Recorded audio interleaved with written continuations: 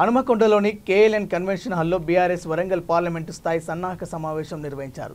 ఈ సమావేశానికి ముఖ్య అతిథులుగా మాజీ మంత్రి తన్నీరు హరీష్ రావు హాజరయ్యారు.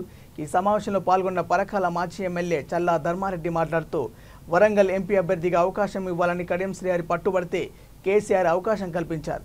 టికెట్ ఇచ్చాక పార్టీ మారడంతో బీఆర్ఎస్ శ్రేణులతో పాటు దళిత బిడ్డలను కడియం శ్రీహరిపై తీవ్ర వ్యతిరేకత ఉన్నారని ఆగ్రహం వ్యక్తం చేశారు.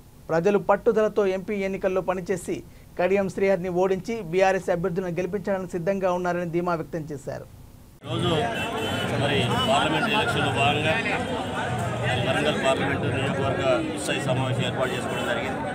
దీనికి పెద్ద ఎత్తున కార్యకర్తలు అయితేనేమి లీడర్లు అయితేనేమి పెద్ద ఎత్తున తల్లి రావడం జరిగింది. వాస్తవంగా వీళ్ళ ఉద్రేకం అది చూస్తూ ఉంటే పార్లమెంటు ఎలక్షన్లో విజయం సాధించినట్టుగా భావిస్తూ ఉన్నాం. ఎందుకంటే కడియం శ్రీహరి గారిని నమ్మి పార్టీ వాళ్ళ కూతురుకు టికెట్ ఇచ్చి ఆయనకు ఎమ్మెల్యే పదవి అంటబెట్టి అలాగే ఒక డిప్యూటీ సీఎం చేసి ఒక ఎంపీని చేసి ఇలా ఆయనకు ఇస్తే ఆయన టికెట్ ఇచ్చిన తర్వాత నమ్మించినట్టే నమ్మించి గొంతు కోసిపోవడం వల్ల పార్టీకి ద్రోహం చేసిపోవడం వల్ల పార్టీకి నష్టం చేసిపోవడం వల్ల ప్రజల్లో ఒక చైతన్యం వచ్చింది.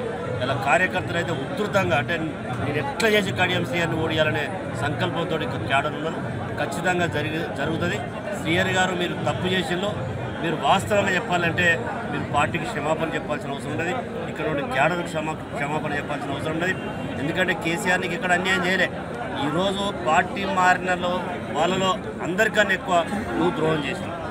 ఇలా పసునూరి దయాకర్ అయితేనేమి ఆయనకు కూడా ఒక సాధారణ వ్యక్తికి అలా పార్లమెంటు అభ్యర్థిత్వం ఇచ్చి 2 సార్లు పార్టీ భరించుకొని గెలిపిస్తే పార్టీకి ద్రోహం చేసిండు. అరుణ్ రమేష్ గారికి కూడా 10 సంవత్సరాలు ఎమ్మెల్యే పదవి ఇచ్చి ఆయన బయటికి పోవడం జరిగింది. ఇవన్నిటికీ ఒక రకంగా చెప్పాలంటే కారణం ఒక రకంగా కడియం శ్రీహరి గారే. ఇది వాస్తవం. ఆనాడు రాజయ్య నిలగొట్టాడు, ఈనాడు దయాకర్ నిలగొట్టాడు.